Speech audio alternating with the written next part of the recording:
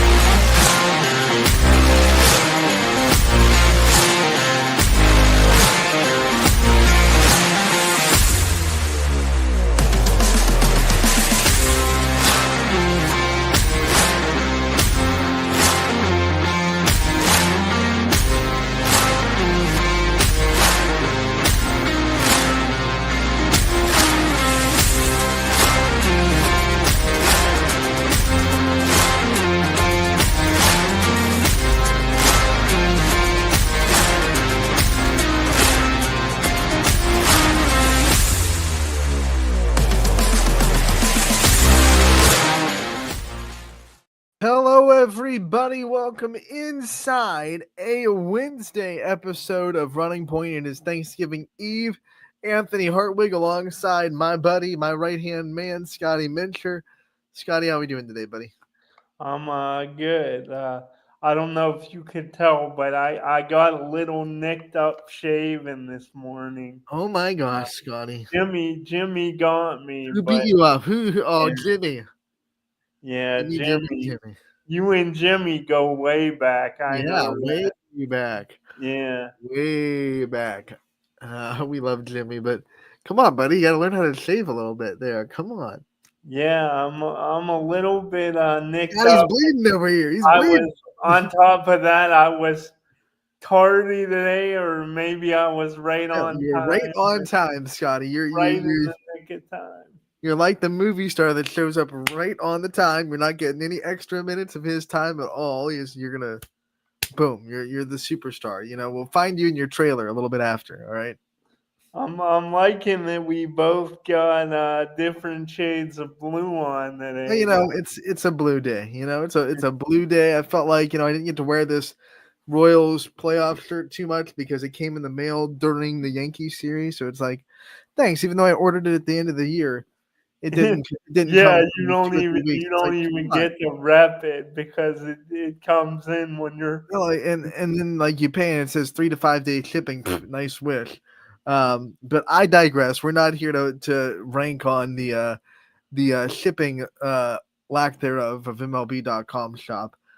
Scotty, we have a fun show today. We're going to talk about all the games that happened last night. Of course, we'll preview tonight's games, but we also got to talk about football today, Scotty, because tomorrow we're Thanksgiving, we're off, and we're going to be off on the show on Friday. So this is going to be kind of our quasi Friday episode where we talk about the football matchups. We have three teams fighting for a run in the state championship: Ursuline, South Range, Hoban, all playing in the state semifinals.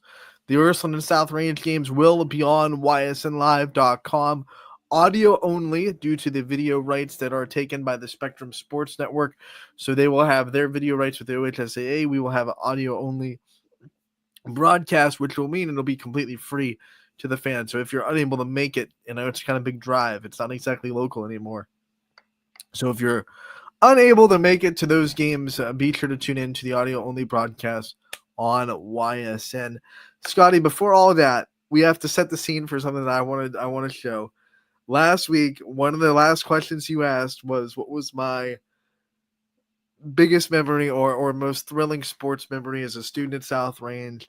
I told the story about how the Raiders are playing at Springfield. Big rivalry for those like back in the day. Feels really weird saying that because I'm not that old yet. But when I was in high school, when I was in middle school, Springfield was the absolute biggest rival at South Range. They were in the conference. There's a lot of history. So we're at Springfield, and we have 0.8 seconds left. It's a tie game. I misspoke. I thought we were down when I was talking about last week. Tie game, and we have to inbound it from the other end of half court. And you know what? If you didn't tune into last week, then I'm not going to spoil it for you. We're just going to show it. You want to see it, Scotty? I do. I'm chomping at the bit to see this. All right, so we'll share it. We'll get it full screen. I set the scene. There's 0.8 seconds left. Tied up at 53.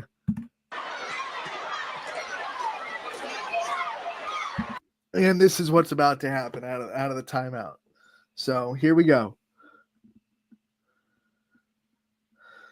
Off the head, in. Oh my goodness. That And is storm the court. South Range wins 55-53. Ed Springfield in the jungle. Won't get any better than that. what a moment. What a moment. Exhilarating, and if you're Springfield, just gut wrenching at the same time. Look at those fans. You don't see a lot of storming the court in high school, Scotty. They do a pretty good job of making sure that students aren't able to do that and keeping them in control. But when something like that happens, it's just an explosion of emotion. And you could not keep those kids off the court if you had 10 security guards who would outrun them. And then, of course, they all got shepherded off the court pretty quickly and got back to a kind of unchaotic scene. But what just a complete fluke play that'll never happen again. I've never seen it happen again. Off the heezy and into the hoop. Did you was I remembering correctly, Anthony? Did you say last week that that play actually made It was on like Sports Center at Sports some point. Center? I think like back in the day that you could you still can, but it's not going to be nearly as successful because now everybody can. But back, you could kind of send ESPN videos that you thought should be on top 10, and every now and then you'd see like an amateur sports thing pop up on their top 10. And I think well after that actually happened, maybe 4 or 5 years after it was on Sports Center top 10. It did get on there. And I think there was actually there was after it got on, the guys that were a part of it came on and did an interview with the local media, 21 WFMJ.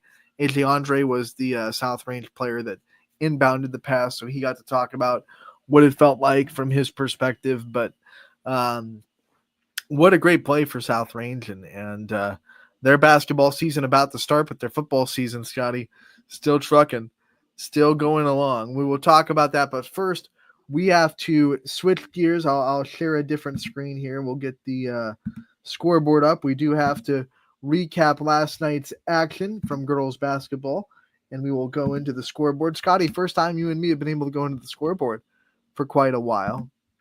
Yeah, it feels good to get back in there. Scoreboard is presented by Burnett pools, spas, and hot tubs. We've got it all. They're gonna re-record that whole commercial just so Scotty's vocals can get on it. The YSN scoreboard is a great tool for the YSN fans, whether you're at one of the games or watching one of our broadcasts. Either way, you don't want to look away from the screen or the action for too long, and the YSN scoreboard is a great and easy way to get live updated scores across the YSN family. You can find the YSN scoreboard at ysnlive.com/scores, and as Scotty just told you, it is proudly presented by Burnett Pools, Spas, and Hot Tubs. Tuesday, November 26th. Here's how the scoreboard broke down. Canfield opens up the season with a 67-47 win over Ursuline. Canfield shot the three really well. Jenna Treveri went off with 5 3-pointers on the night, 23 points total. So the Cardinals are off to a great start as they beat Ursuline by 20. Crestview, just as dominant as we saw them last year. Addison Road scores 34 points as Crestview wins 70-39 over Howland.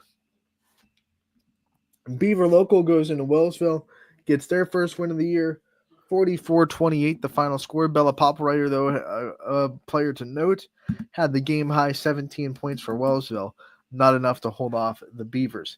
East Liverpool, they get the 3-point edge over Cambridge, 35-32. Potters get the win on the road against the Bobcats.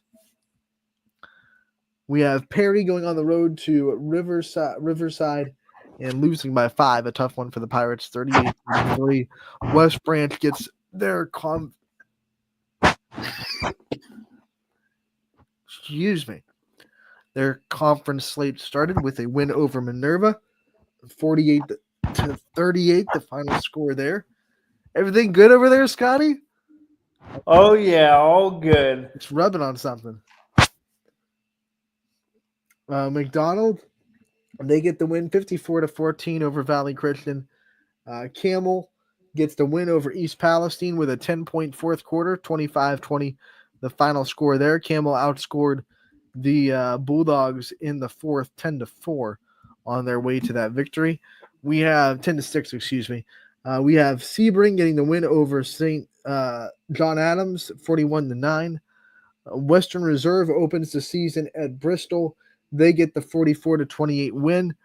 Grand Valley and Lakeside, a couple of 4-4-0 teams playing, and Grand Valley gets the 58-27 win at home. And then Warren JFK, they're able to beat Canton Central Catholic 54-48, the final score there. JFK gets the win. I was at that Crestview game, Scotty, and Addison Rhodes, 2 years ago, she won the Freshman of the Year. Last year, she won Offensive Player of the Year. I know it's really early, but she's going to be in that conversation for MVP this year. That's really something. And is it Scotty needs to do an off-road. What do you think, Scotty? You got some Phantom of the Opera in you? Phantom of the Opera. Maybe some Les Miserables?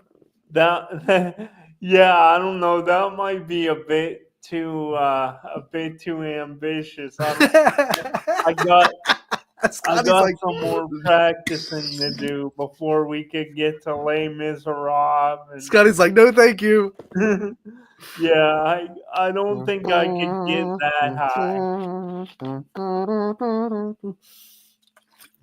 Okay, Scotty. So no opera for Scotty. Maybe we'll get him to work on it at the end of the wrestling season. Maybe we can get some opera from Scotty.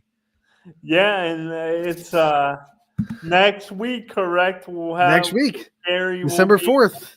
So yeah, December 4th is going to be episode 1 of season 4. There are a lot of TV shows that don't get 4 seasons. We're getting our 4th season of Wrestling Wednesdays with Gary Altizer. Can't wait to bring him on next Wednesday. It's going to be fun. But Scotty, like I said, Addison Rhodes from Crestview to get back onto the basketball track. 34 points in the first game of the year.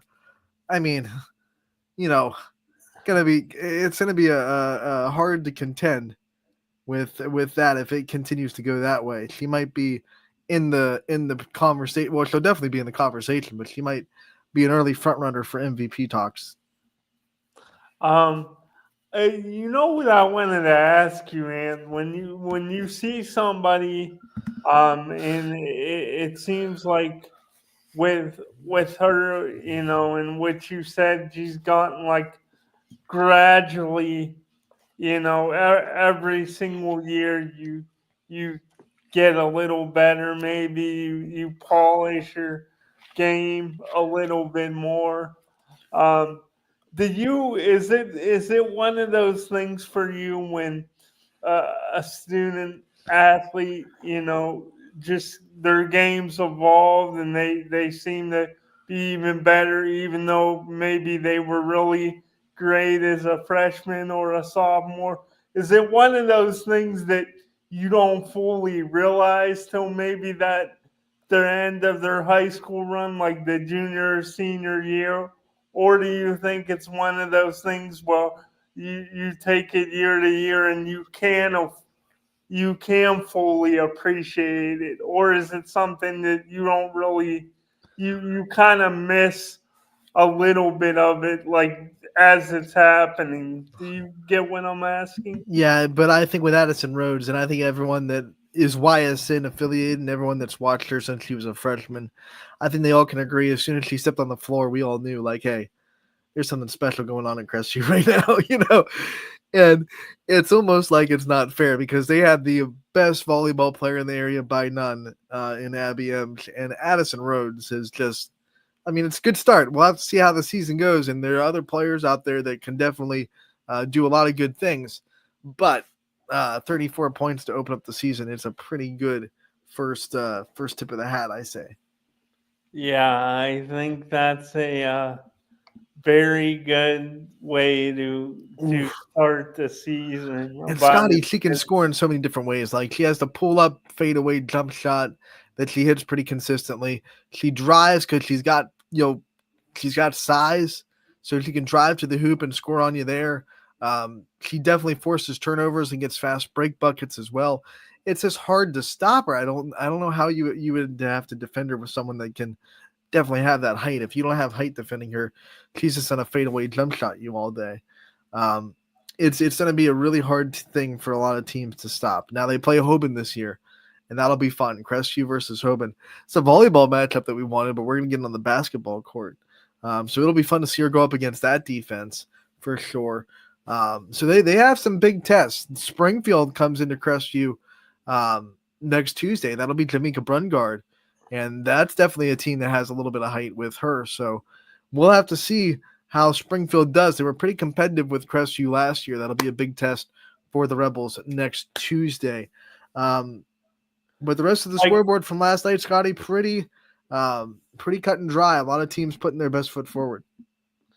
yeah, for sure, and it's good that we still you hit the big football matchups and the three teams we have left at the top of the show, but it is always good, especially because I think of like doing games with you and being a judge at the last All Star game, like something about basketball on the high school level. More and more, it holds that special place in my heart. We So. got to get you out there, Scotty. We missed you for volleyball. We didn't get you to a volleyball game, so we got to get you out for basketball. For sure, I'm all aboard doing a game at your alma mater again for sure. Yeah, let's do it. I mean, DJ will be at a lot of those home games, and I'm sure he'd love to have you in the Thriller Dome. And when I get him, I'd love to have you there too. The Thriller Dome's a great place to call a game. Scotty, let's talk about football. Let's talk about last week because we were on. We haven't been on since Wednesday. You got to watch the games. I'm sure you kind of tuned into these playoff matchups.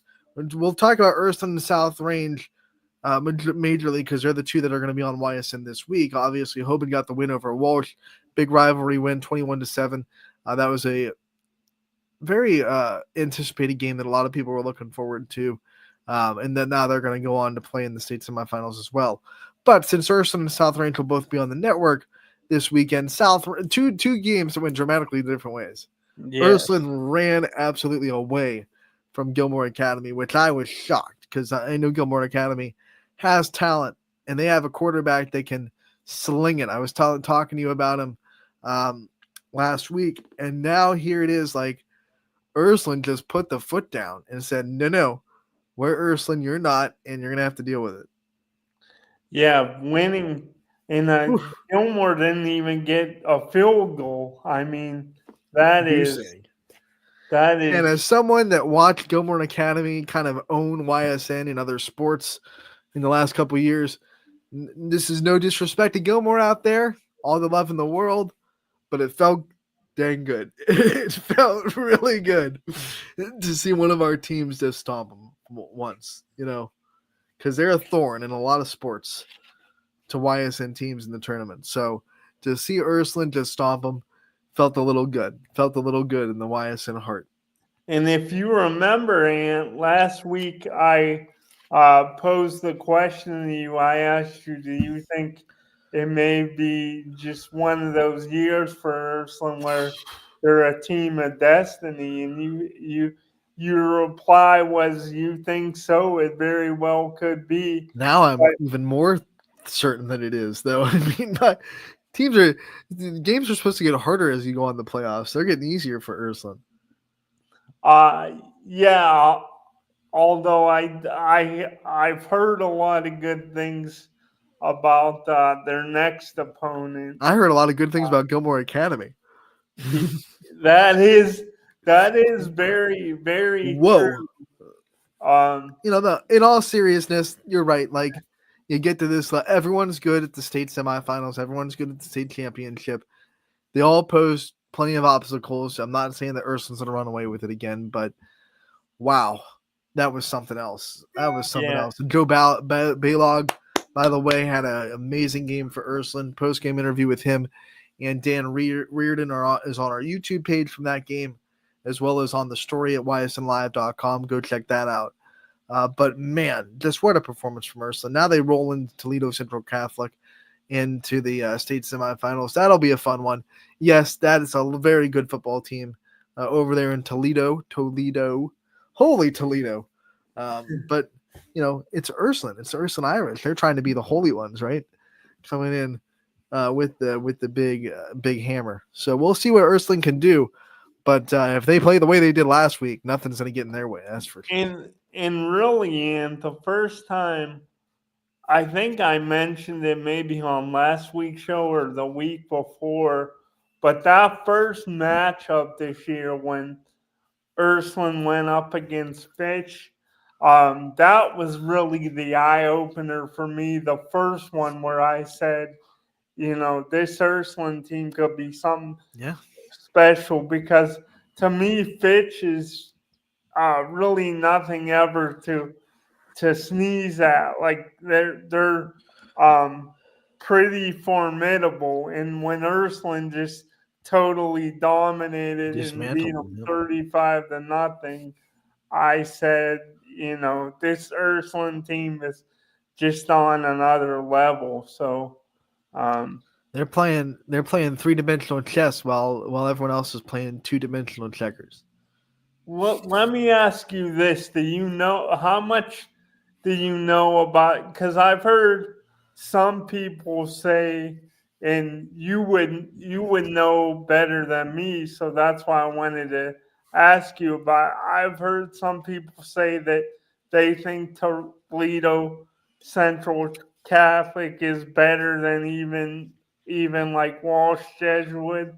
Um, do you what are your thoughts on that, and what do you think? It's hard in coming off such a decisive victory so late in the postseason. Like it's hard to see any chinks in the armor right now for Ursuline. But what do you think um, is the potentially the biggest problem that Toledo Central Catholic presents? Well, Scotty, I gotta be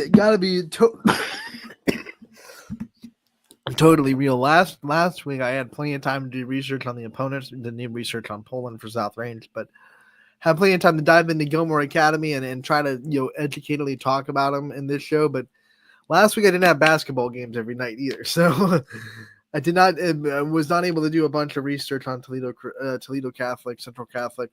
I know they're a very good traditional football team. They're always kind of there. You know their name because they're always kind of in the thick of things. I'm assuming they have a size out the wazoo, so size is going to be a problem because they usually have size. But as far as like the intricacies of their team, right now, not too sure. I could do some research on the air, live on the air, if you want me to. If you want to break down this Toledo Central Catholic team, but coming into the show, gotta be totally transparent. Like with basketball getting started, I didn't have the night time to do some research on the team that Ursula's playing, or to be frank, Okay. or the team that South Range is playing. I know they're both really good. They both got to the state semifinals for a reason. They're really more focused on what our teams do really well. Yeah, In this. I was more just curious if with the full schedule, you can only, hyper focus on so much at a time. So I totally understand. I know they got some big time players at TCC. I think one of their corners I heard is drawing big time interest from like Ohio State even. So I know they got some big time players there. Um, I don't know much about um, who your Raiders are facing off with. either in Liberty Center. Um, but it's interesting that I think it was 2 seasons ago when your Raiders captured the state title. That they kind of they did blow Liberty Center out, winning 35-0. But every year is different, though. Yeah, Obvious. and Toledo Central Catholic are the back-to-back state champions. So that's all you have to know. Like back-to-back state, you're doing something right in that program. When you win back-to-back state championships, you're doing something right. And then when you look at Liberty Center, I believe this is the team that South Range beat to get to the state championship the last time they got this far too. So a very very kind of familiar opponent. It might be circled a little bit on Liberty Center's schedule when they saw South Range pop up because this is that team that beat us a couple of years ago. Um, but we'll see. They're 14-0 for a reason. They're undefeated for a reason. But let's talk about that South Range win over Poland, Scotty. You got to watch that game, I'm sure, right? You tuned in. I did, yes. That was a dandy of a game. Oh, dandy, Piper dandy. Yeah, it was, and Poland. It kind of went the same way as it went the first time around. They got a big lead. Now it wasn't like a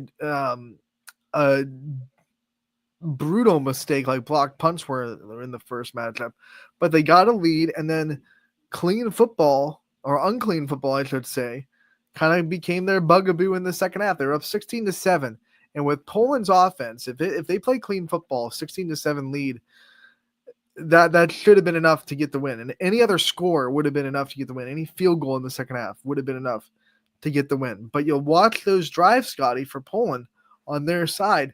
They had 3 consecutive drives in the second half. They got into South Range territory that penalties got them behind the chains, and then eventually they had to punt.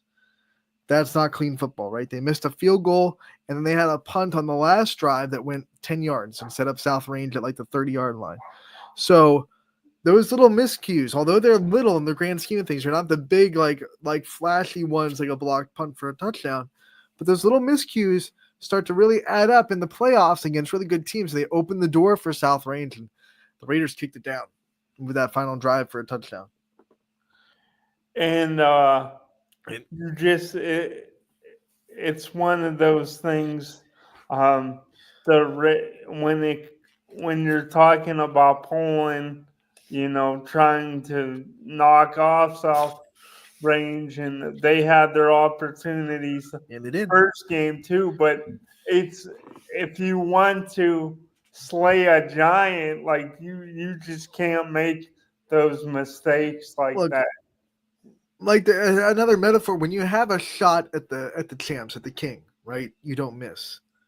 And Poland had South Range on the ropes. And like I said, 3 of their drives in the second half, if any of those drives end in points, it's almost game over with the way that game was, the tempo was going. So even if they have like one of those drives end in a field goal, game over, in my opinion. But they penalties. Poland is not a team, and I know this is kind of silly. I hate it when announcers say this, but I'm going to say it anyway. Poland is not an offense that's built for being behind the chains. Now, the reason I don't like it is because no offense is sitting there going, we want to be in 3rd and long. Yeah, let's go. But there are teams that have a little bit more in the playbook to get 3rd and long accomplished, or they're not in a terrible situation if it's 3rd and 10, 3rd and 15. They still have ways they can get that done. For Poland, they threw the ball 4 times, and one of them was the last second heave in desperation, right? So they're not a team that has a lot of the playbook for 3rd and 15, right? Unless they break one or the defense makes a mistake and misses an assignment or something, they're not going to convert 3rd and long. It's just they got to be in front of the chains, and those penalties in all 3 of those possessions put them in bad situations behind the chains, behind schedule, derailed the drive, and that opened the door. And then again, that last drive was epitome too, because they were driving. They got down to the South Range 30, holding, and then they had to punt on 4th and 11. And really, they're punting from the 35-yard line. And you're thinking, okay, but if they pin South Range inside the 15, then South Range has no timeouts left with like a little bit over a minute. That's going to be a really tough drive. But the punt miscued and it goes 10 yards, and South Range is set up at the 30, which is a lot easier to go 70 yards than like 90, right? Like every yard kind of counts in that situation. Another little miscue there. The door opens a little bit, and South Range took it, and they converted third downs on that drive too. The opposite, like 3rd and 6, 3rd and 7, South Range converting on those, not getting into any of those fourth we got to have it high pressure plays. They converted their third downs down the drive, and then they went in that 12-yard touchdown pass. I wish I could get I wish I had the time to get the tape and break down that third down play, because boy was it a great executed play. It was a timing play. Tommy Titus, they're coming in the end zone. He's a young receiver, so to have him really find that spot in the zone on the perfect timing route, and then Tristan Toy, just if he throws it a little bit later or a little bit earlier, it's incomplete. If he throws it later, Poland comes in on it, and it's probably intercepted. And if he throws it earlier, then Tommy Titus isn't in the right spot. So it was a perfect timing route, and to see the connection between those two was phenomenal in that situation. We haven't seen South Range run a 2-minute drive to win the game all year. They haven't had to. So to see them execute that was also just a testament to the work they put in, the coaching staff they have. I've said it all year. I mean, they never let big plays turn the tides of a game, and they just execute. And 2-minute drive. Hey, we haven't seen them all year. We've never run a 2-minute drive, but we do it every week in practice. So ho hum, we're fine. And And right down the field, scored a touchdown. do you think it's kind of goes back and ties into one of the things we talked about last week, and maybe that's why Poland ended up falling short? Not saying that they had have a bad culture, and No, if they you have a look good at it culture. if you look at it in a vacuum, it was a really good season. But for South Range, it goes back to, I think, Anthony, what we talked about last week, and just the mindset of the coaches and players. It's just one of those things where South Range goes into these games, and they're not just. It's cliche a lot. We say it a lot in sports, but with some teams, it's really too true. A lot of times you go into big games and you're hoping to win or you want to win, but like South Range, they really do expect to win. I feel like, and it's year after year they've turned into this buzzsaw.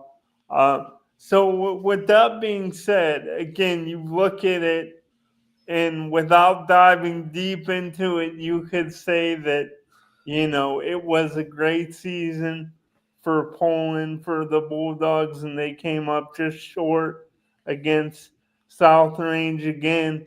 But do you think they're going to look at this season, Anthony, when they really have some time in the off season here? Do you think they'll see it as more of a missed opportunity than a good season, or do you think it's still really good season?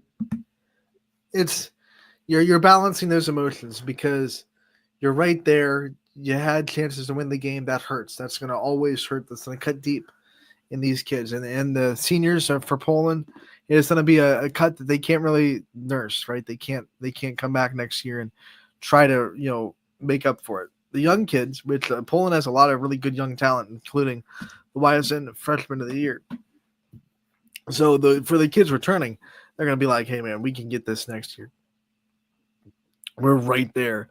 But you're balancing that, because, yeah, it was a great season for Poland. They have nothing to hang their hats on. They played really good. You come into the year, and I think a lot of people didn't really expect a ton from Poland. I think a lot of people thought, okay, Poland's going to be down. They have all these, people that we don't know about. Like, we didn't know about Zipolidis yet. We didn't know that he was going to be freshman of the year. We didn't know that they were holding this, freshman stud in their pocket. We didn't know how good Vito Kamara was going to be this year. So you look at all those things, and it's like, hey, Poland had a great year. They kind of stunned everybody. I think a lot of people thought that And Struthers did have a really good season, but a lot of people thought Struthers was going to be that team that maybe worked their way into the NE8. Struthers had a good year too, but people weren't talking about Poland in that conversation, and there they came with a huge season with a lot of upside to next year. But all that being said, the closer you get, the more it hurts to lose, right? That's just the reality. The further you go, the harder it is to lose. The more it hurts, the more it sucks because the closer you were to the ultimate goal. And I think both these teams would have played really well in the state tournament. It's a shame that they were in the same division, same region, because I think they're both very deserving to be in the state semifinals. They're both that caliber of team. But kind of like volleyball, when Hoban played Gilmore Academy, and I was telling you, hey, that's the state championship. Even though it's the regional finals, that's the state championship, and we all kind of knew it. The same way, I think that was a game between two teams that very much deserved to be in the state semifinals. Could very well have won the state semifinals if Poland could have won if they got there. I would have no shock if Poland went on to win a state semifinal if they got there, and I obviously won't be shocked if South Range wins. So um, when you think about it like that, yeah, great season, but it hurts. It hurts. It hurts like a mother, right? So, um, you just kind of have to take the time, take a step back. I'm sure the football kids will love basketball season for the ones that play it because it'll be something to get their minds off of it. When they play South Range, it'll be one that maybe they let out little bit of frustration on, a little bit of, oh man, we got to beat the Raiders a little bit. We couldn't beat them in football. We'll have to go beat them in basketball. That'll be one of those emotional games for the Poland students. And you just gotta come back next year, try again. They're so close. They're right there. And I think you hit the nail on the head, Scotty. I don't want to speculate because you never know what's going on inside of the heads of the players during a game, and you don't want to say that this is for sure what happened. But I think it's a possibility that they're up 16-7 and they start thinking about ways not to lose instead of ways to go out there and make the winning plays to finish the game. Instead, they were trying so hard just to let's just make sure we don't lose this game now that we have a lead. And it came back and bit him in the butt a little bit. Yeah, it's like one of those things to kind of finish off your point. Like sometimes when you have a lead against a team that's You're the really underdog. When you have good. a team against a quote unquote favorite, and I think it's fair to say Poland was the underdog in this game for sure because South Range, has beat them 5 times in a row inside conference play. And, even though the game this year was close, I think anyone fairly would say South Range was the favorite. So when you have the lead on the favorite, it kind of gets tight a little bit. You start thinking about it. Oh my gosh, we're going to beat South Range before it's over. Yeah, Tough. it's hard to, and again, we're just speculating, but Right. it's got to be hard to like not get into that mindset when you're seen as a team that's not Right. expected to win. And for the defense, Scotty, demoralizing on that last drive because they made plenty of good plays on like first and second down. Like there was a deflected pass and went to the end zone when South Range tried to run a fade route.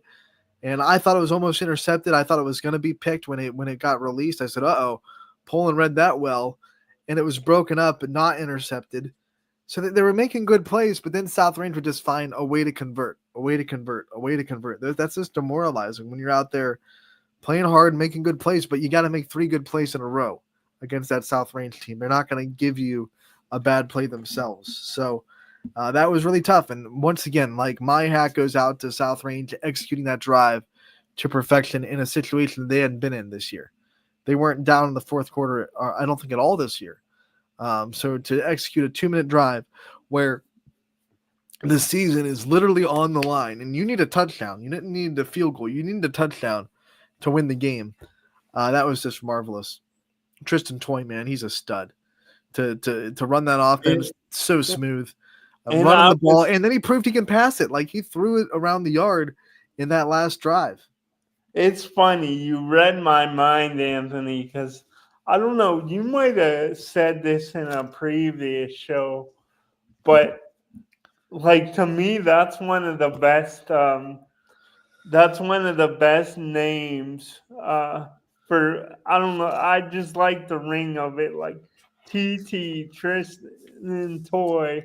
Like that's just a great name. It's a Um, long-time South Range name. I had two teachers, both in his family, both Mrs. Toys, in my time at South Range, and of course Nate Toy in the Hall of Fame. And so it's a great South Range lineage. And I like it too. I like, it just rolls off it's alliteration. Alliteration always works well, Scotty. Um, but the, man, Let me ask you this. This is the last thing on Tristan and South Range. If it's okay before we move on, just one quick thing. Do you see, like, when you look at his game and then you look at 2 years ago when very similar. yeah, the so you do see a lot of similarities. Yeah, I think no. Billy Skirpak was look at the quarterbacks that South Range has had, by the way, since YSN was a thing. And Yellow Bazaco took him to the state semifinals. Billy Skirpak, state champion. And now here we are, Tristan Toy taking him to at least the state final four, hopefully a state championship. The quarterback play that South Range has had in the last 12 years really, since all four of those went through 4 years of football.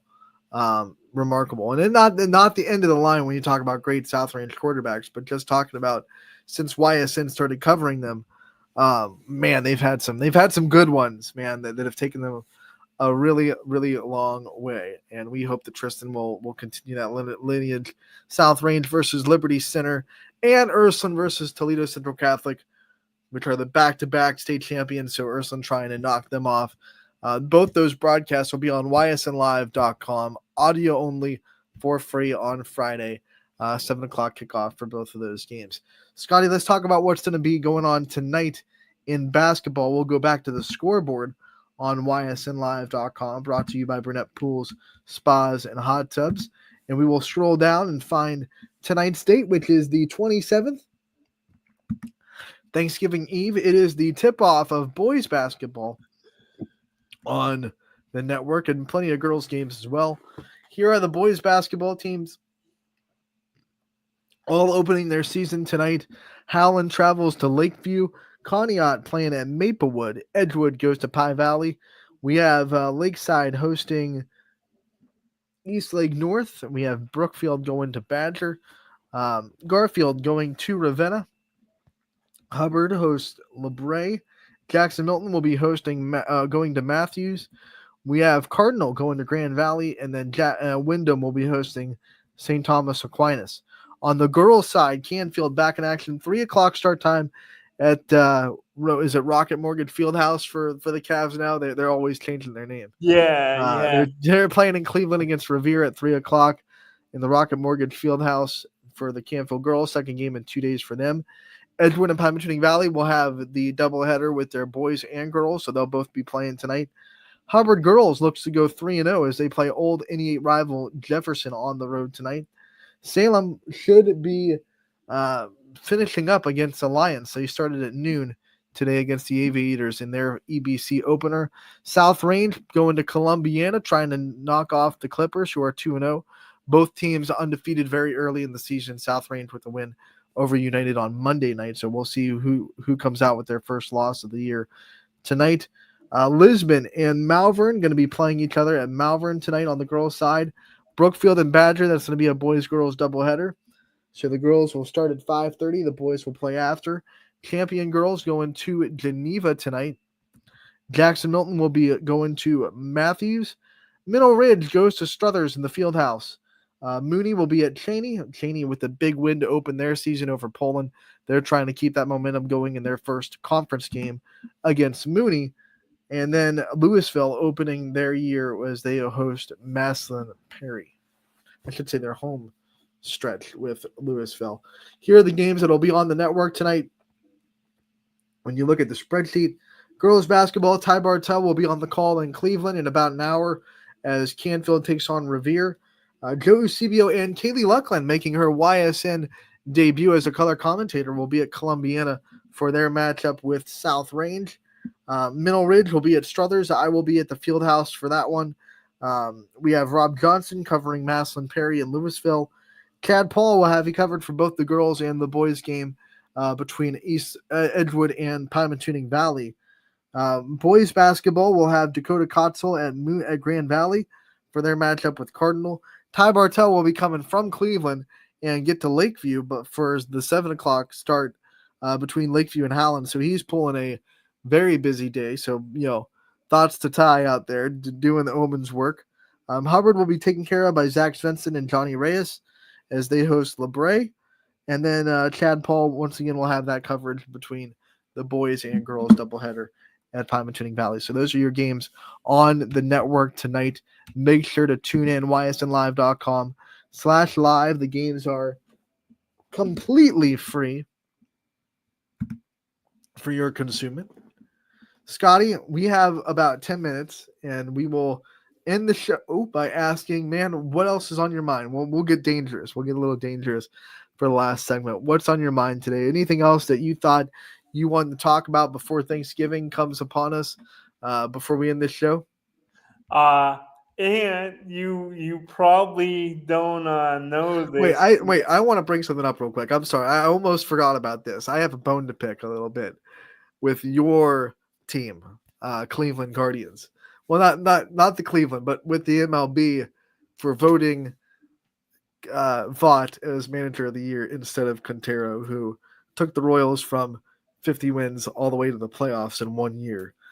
But hey, Vaught inherited a playoff ready lineup and just kind of ran with it and then mismanaged the whole playoffs.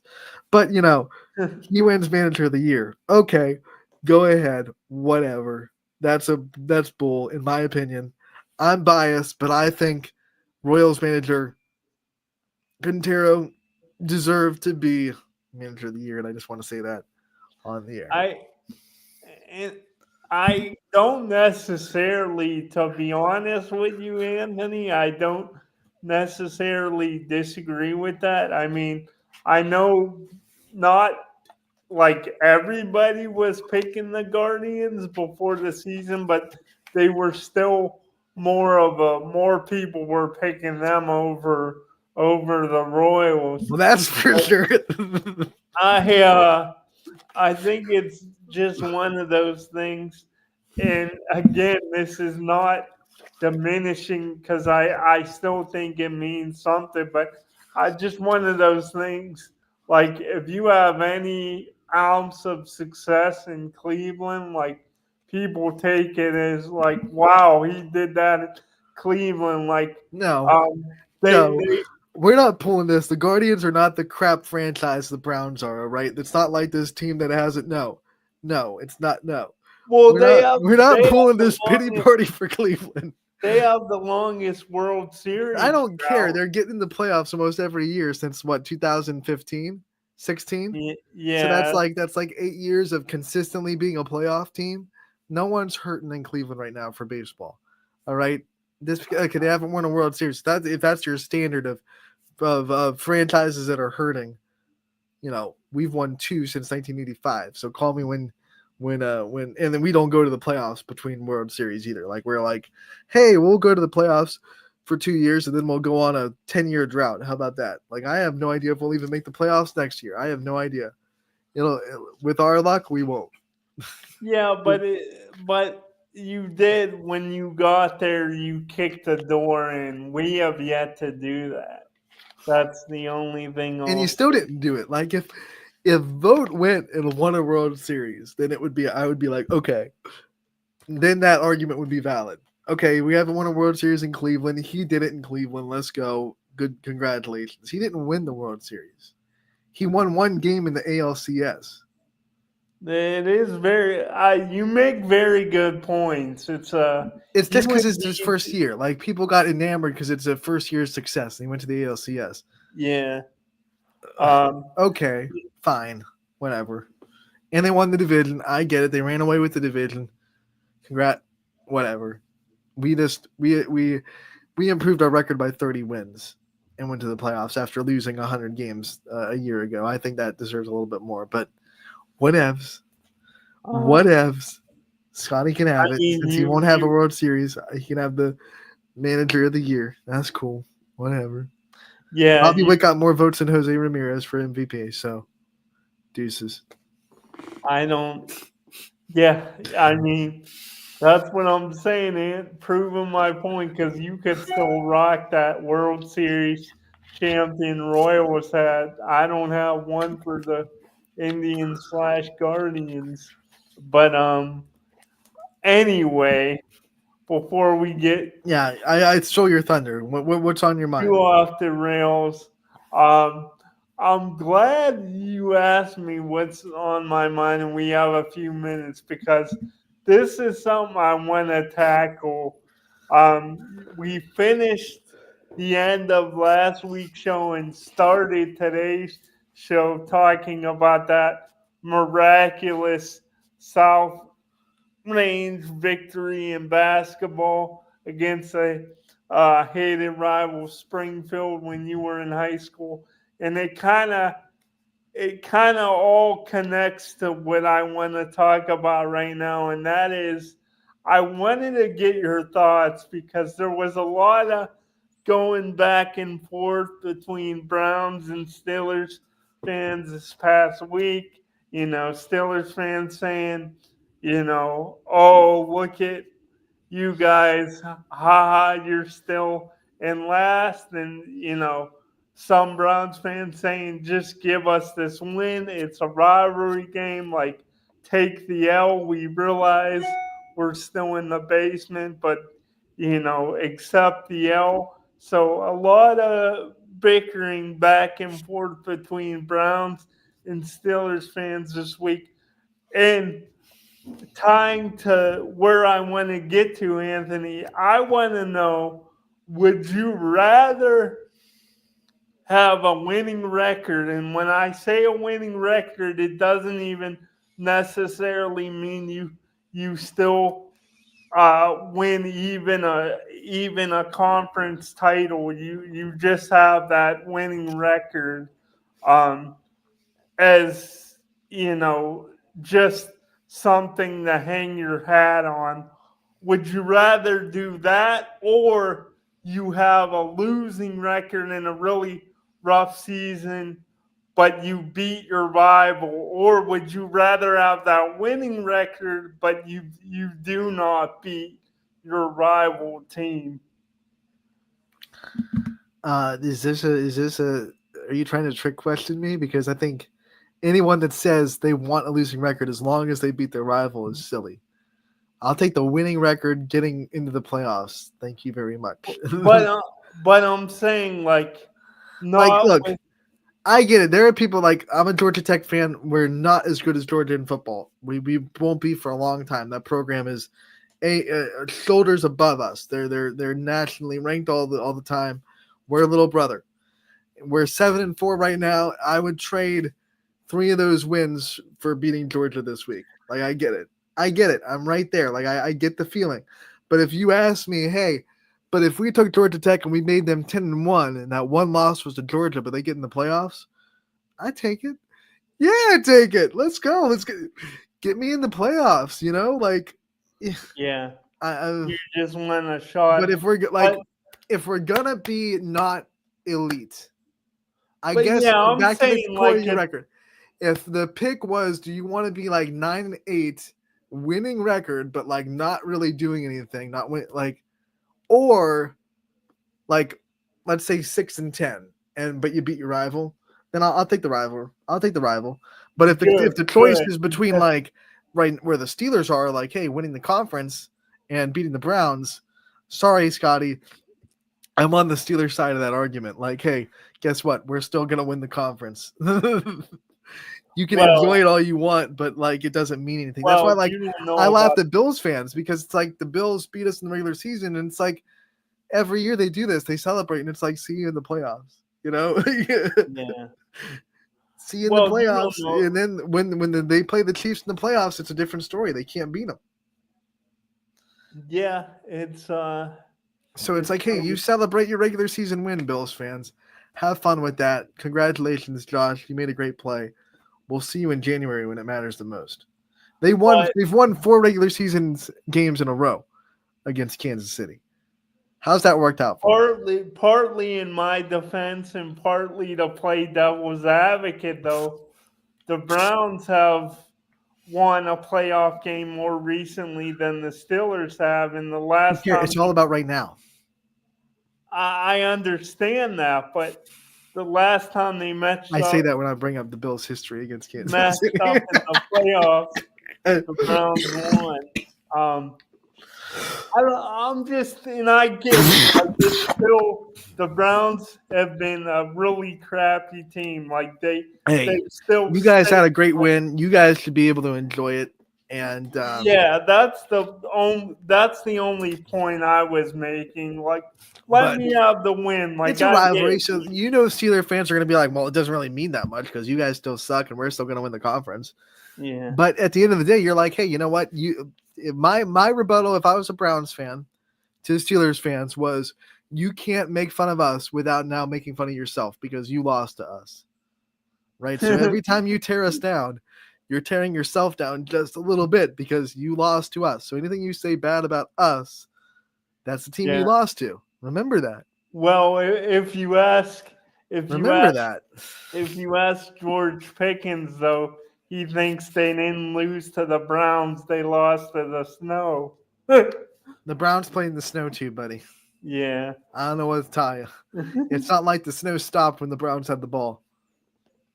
And I thought both teams played better once it started snowing. But yeah, it's It's good to have interesting. Nick Chubb when you're down in the red zone. I'll tell you that much. Yeah, it is. It's I nice to was have that, buddy. good to see him back, and How about I Jameis Winston mic'd up is a gem. yeah, Somebody jump off sides. Damn. he's something special, man. He's quite the character. Oh my. I Famous. laughed so hard when I first saw that when he's sitting there, he's like trying to get people to jump off sides, and then at the very end he's like, someone jump off sides. Damn. Yeah, my dad. I sent it to my dad. He loved that one.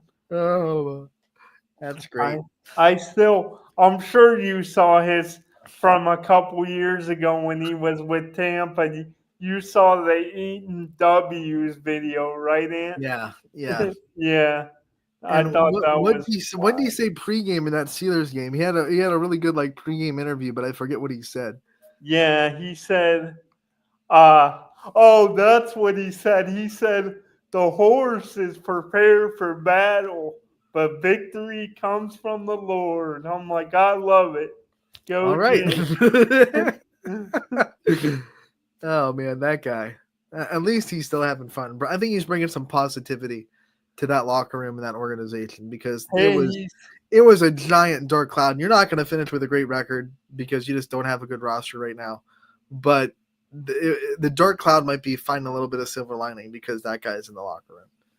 he's I mean, he's 500 as a starter, so Well, it's not much, but it's the typical Jameis. You don't know which one's going to show up when you talk about on the field, like his performance. He might show up and be that Tampa Bay Buccaneer quarterback that threw 30 plus interceptions, or he might be that one that also threw 30 plus touchdowns. You just never know. yeah, I think he threw for like 5,000 yards too Yeah, once. that year it was wild. Like he had all the offensive numbers, but then he threw picks out the wazoo too.